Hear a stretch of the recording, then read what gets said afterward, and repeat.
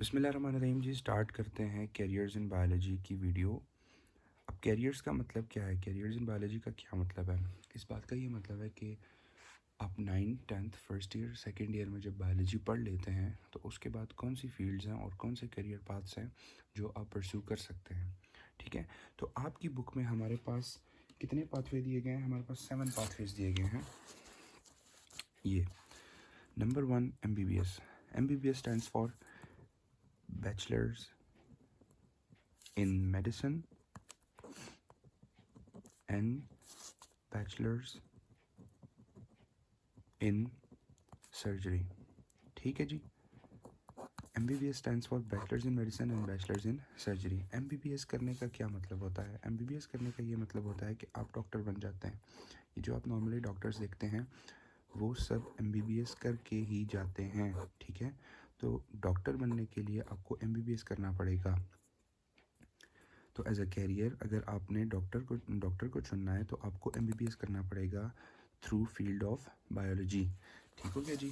आपकी बुक में कहता है the field of medicine is related with the diagnosis and treatment of human disease.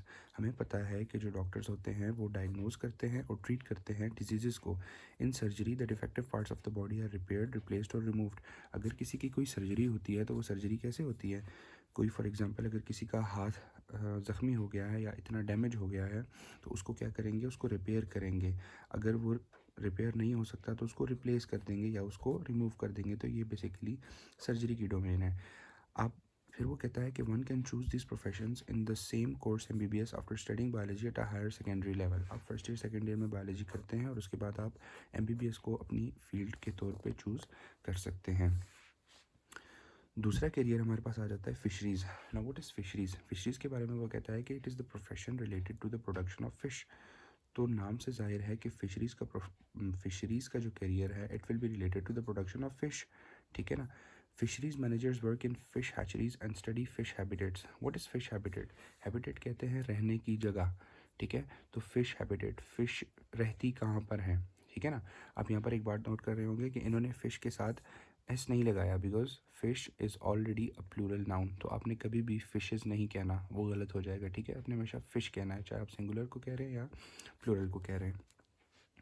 ठीक है जी। तो पहली चीज़ फिशरीज़ किसके साथ देख रहा है? फ़िश हैबिटेट, मतलब कि फ़िश रह कहाँ पर रही हैं। फिर उसके बाद है न्यूट्रिशन रिक्वायरमेंट्स, उनको कार्बोहाइड्रेट्स, प्रोटीन्स, फैट्स, किन चीज़ों की ज़रूरत है और वो कैसे अपनी नशोनुमा अच्छे तरीके से, बेहतर तरीके से कर सकती हैं।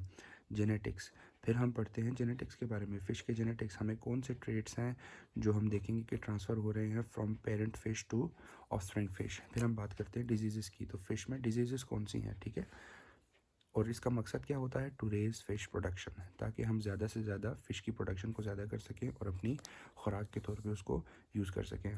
आप कैसे इसको चूज़ कर सकते हैं फिशरीज़ को? One can adopt this career after completing A bachelors और अ मास्टर्स डिग्री इन जोलॉजी। हमने पढ़ा था ना डिविजन्स ऑफ बायोलॉजी में 3 डिविजन्स होती हैं। कौन कौन सी? Botany, zoology and microbiology.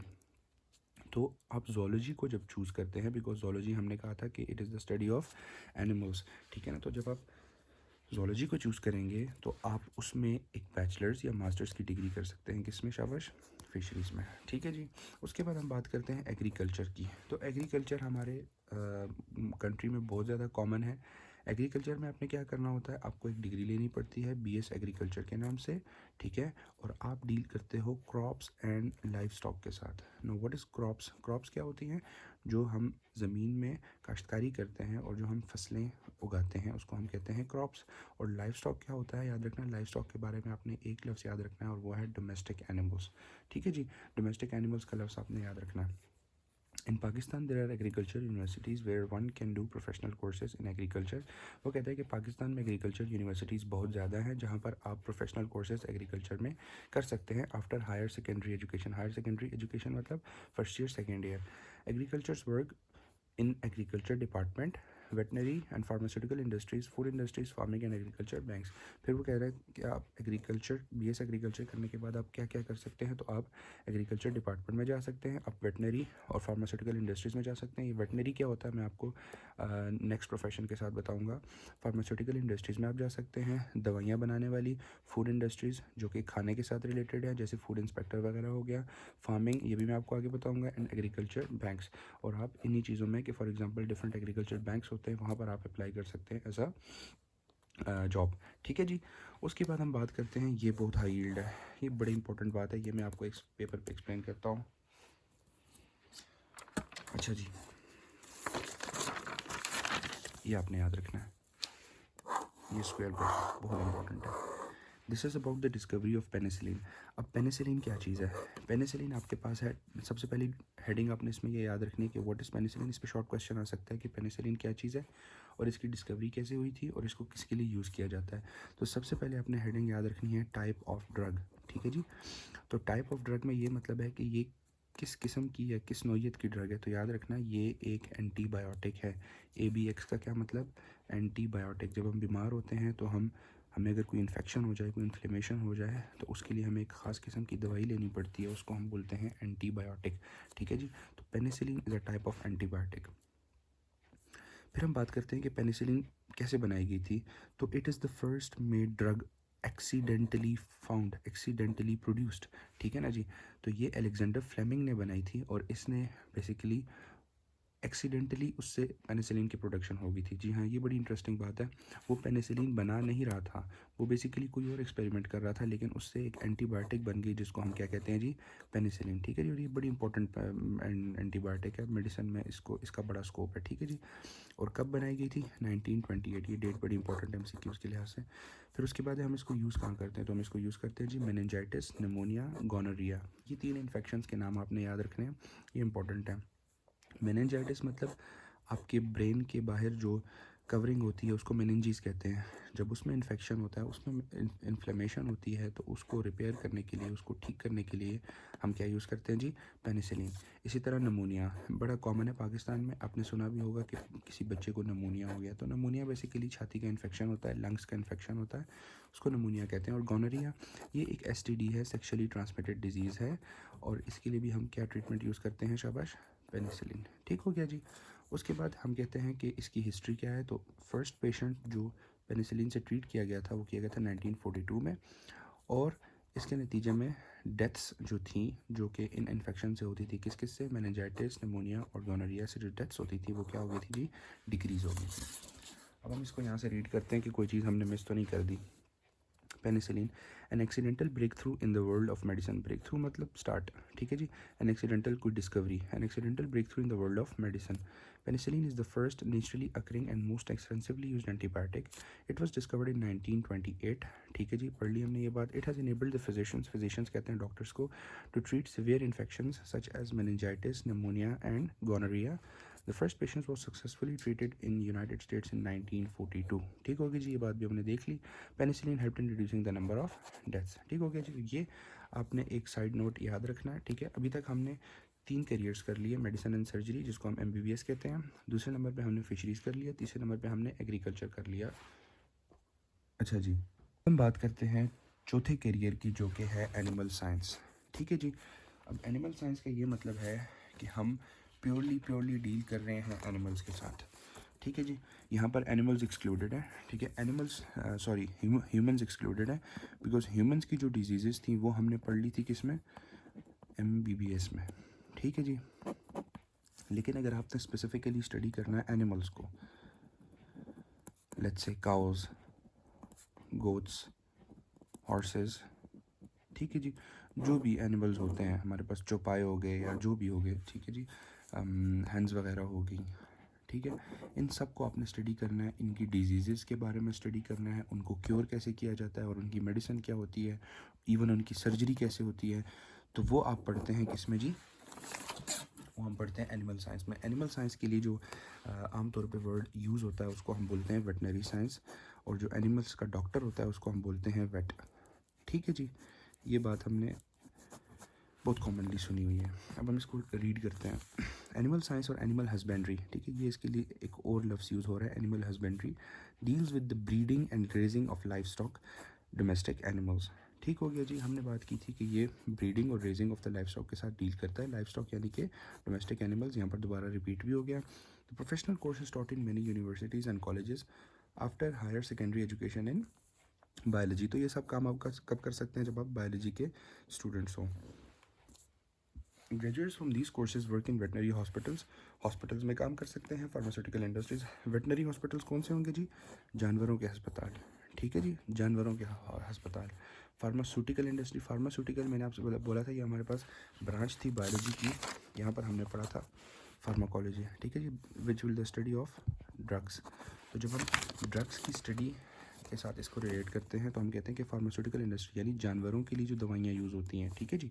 अच्छा, उसके बाद हम बात करते हैं लाइफ स्टॉक डिपार्टमेंट, अगेन वही डोमेस्टिक एनिमल्स वाला, एंड पेट फूड इंडस्ट्री यानी कि पेट्स की खुराक क्या होनी चाहिए। फॉर एग्जांपल कैट फूड कैसे बनता है और डॉग फूड कैसे बनता है, और उसकी क्या उसमें कार्बोहाइड्रेट्स कितने हैं, प्रोटीन्स कितनी हैं, न्यूट्रिएंट्स कितने हैं, ठीक है जी, फ़िश है, चिकन है, जो भी है, तो ये सब इस फूड इंडस्ट्री के साथ रिलेट करता है। उसके बाद हम बात करते हैं हॉर्टिकल्चर। ये थोड़ा सा बड़ा, ये एक बड़ी प्यारी फील्ड है, याद रखना आपने। हॉर्टिकल्चर जो है ये डील करेगा, हॉर्टिकल्चर जो है this deals with the beauty, ठीक है जी, इसका ताल्लुक़ है खूबसूरती के साथ।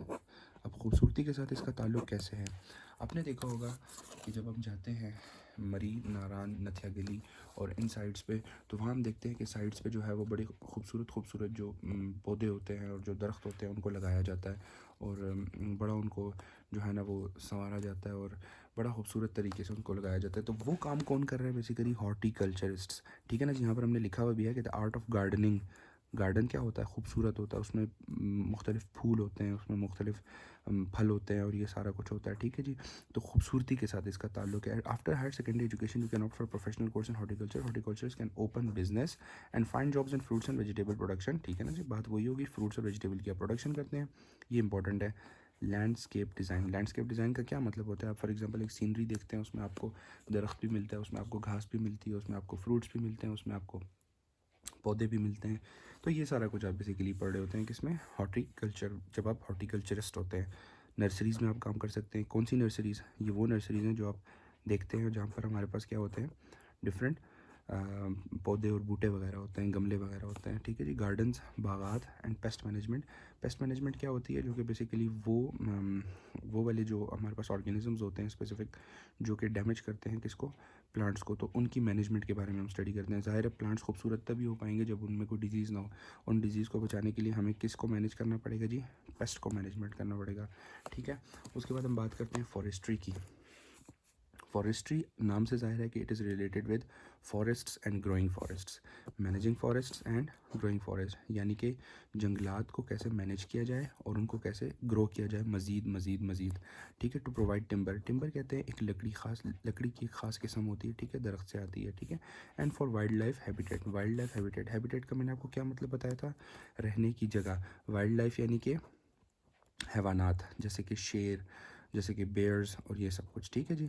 तो वाइल्ड लाइफ हैबिटेट, अब ज़ाहिर है इनको रहने के लिए तो जंगल ही चाहिए ना, ये तो शहरों में नहीं रह सकते, तो हम उनके लिए फॉरेस्ट्री एक अच्छी ब्रांच है, हम उसको स्पेसिफिक हमने वहाँ रखा हुआ है कि ताकि फॉरेस्ट का ख्याल रखा जा सके, ठीक है जी। और वहाँ पर जो है हमारे पास ये वाइल्ड लाइफ रह सकें, रिक्रिएशन, ताकि जो है हम उसकी खूबसूरती प्रोवाइड कर सकें, एंड बायोडाइवर्सिटी मैनेजमेंट, बायोडाइवर्सिटी हम चैप्टर नंबर 3 में आगे पढ़ लेंगे। इसका ये मतलब होता है कि हम कैसे जो है वो डिफरेंट वैरायटीज़ ऑफ ऑर्गेनिजम्स को प्रोड्यूस कर सकते हैं, ठीक है जी। उसके बाद हम बात करते हैं फार्मिंग की। तो फार्मिंग एक ऐसा शोबा है जो कि पाकिस्तान में बहुत कॉमन है, बिकॉज हमारा जो पंजाब है वो इट्स फुल ऑफ फार्म्स, ठीक है। तो यहाँ पर हमारे पास क्या है, इन farming developed and maintain for animal breeding, farmers क्या करते हैं, किसान, ठीक है जी, उनके पास लाइफ स्टॉक होता है, गाय भैंसें होती हैं और उनके पास डिफरेंट मुर्गियाँ और ये सब कुछ होता है, तो उसकी क्या करते हैं वो ब्रीडिंग करवाते हैं, poultry and fruits and vegetables. तो ये मुल्क का सरमाया होता है बहुत बड़ा, ठीक है जी। A student of biology after doing professional course in agriculture, animal husbandry etcetera can adopt this field, ठीक है जी। तो ये बड़ी इंपॉर्टेंट बात आ गई कि जो बायोलॉजी के स्टूडेंट्स हैं वो इन 7 कैरियर्स में से कोई भी चूज़ कर सकते हैं। इन सब के नाम मैंने आपको बता दिए, यहाँ पर लिस्ट की फॉर्म में मैं आपको दिखा भी देता हूँ। ये तो फर्स्ट हमने डिस्कस किया था MBBS, फिर हमने डिस्कस किया था फिशरीज़, फिर हमने डिस्कस किया था एग्रीकल्चर, फिर हमने डिस्कस किया था एनिमल साइंस, हॉर्टिकल्चर, फॉरेस्ट्री और फार्मिंग, ठीक है। इनमें ज़्यादा फ़र्क नहीं है। MBBS is a totally different field. Agriculture, animal science और फार्मिंग ये ऑलमोस्ट सेम है, थोड़ा थोड़ा फ़र्क है। It is more related with beauty, ताकि हम ब्यूटी कैसे इन्हांस कर सकते हैं प्लांट्स की, और फॉरेस्ट्री भी थोड़ा प्लांट्स के साथ ही रिलेटेड है, और इसमें हम जंगलात की नशोनुमा और उनकी ग्रोथ के बारे में पढ़ते हैं। अच्छा जी, यहाँ पर 2 हमारे पास जो हैं वो टिडबिट्स हैं, तो उनको हम देख लेते हैं। पहली टिडबिट ये है फॉरेंसिक साइंस के बारे में। तो ये एक और करियर है जो आप अडॉप्ट कर सकते हैं, लेकिन ये भी आप अडॉप्ट कर सकते हैं तब जब आप MBBS कर लें, ठीक है जी। तो MBBS करने के बाद आप फॉरेंसिक साइंस को एज अ करियर अडॉप्ट कर सकते हैं।